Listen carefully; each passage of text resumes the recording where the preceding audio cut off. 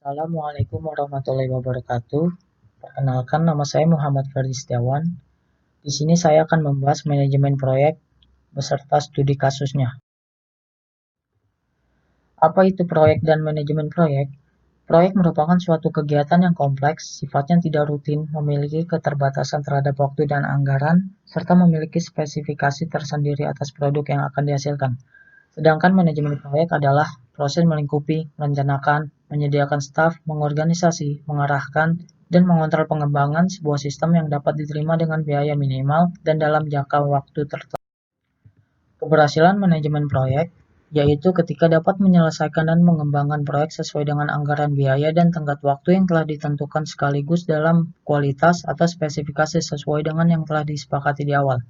Lalu meningkatkan nama baik pelaksana proyek berdasarkan kualitas hasil proyek, serta menciptakan suasana kerja kondusif untuk mendukung kelancaran aktivitas proyek dan menjaga keharmonisan antara pihak dalam proyek sehingga seluruh pihak terlibat akan memberikan yang terbaik untuk proyek yang sedang dijalankan.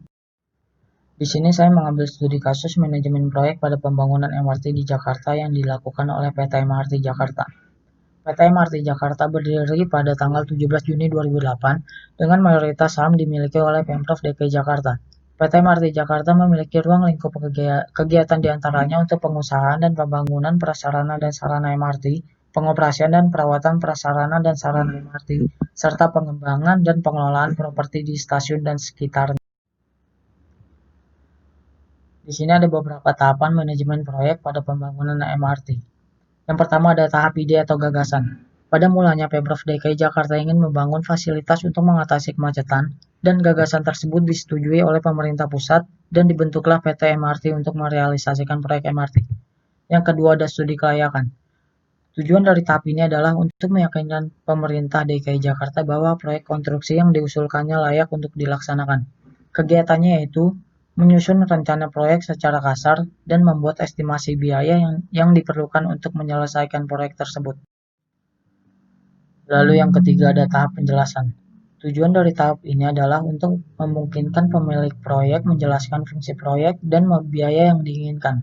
Kegiatannya yaitu menyusun rencana kerja dan menunjuk perencana dan tenaga ahli, mempertimbangkan kebutuhan pemakai, keadaan lokasi, dan lapangan. Yang keempat ada tahap perencanaan. Tujuan dari tahap ini adalah untuk melengkapi penjelasan proyek dan menentukan tata letak, rancangan, metode konstruksi, dan taksiran biaya sesuai dengan kontrak. Kegiatannya yaitu meliputi memeriksa masalah teknis serta mempersiapkan rancangan proyek.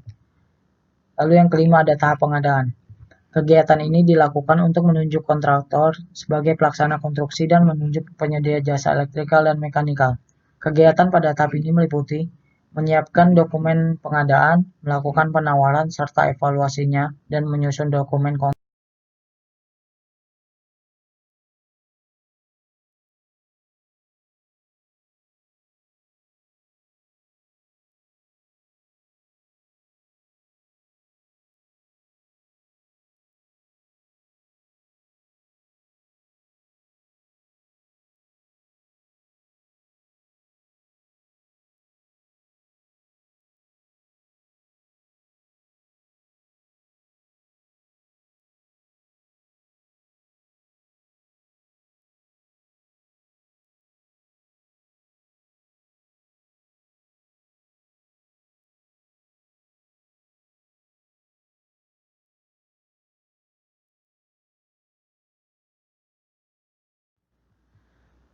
Kesimpulannya yaitu, manajemen proyek yang baik akan membawa hasil berupa pelaksanaan proyek yang tepat waktu dan sesuai rencana. Dengan adanya manajemen proyek pada proyek pembangunan MRT, maka proyek ini dapat berjalan lancar tanpa adanya hambatan yang berarti.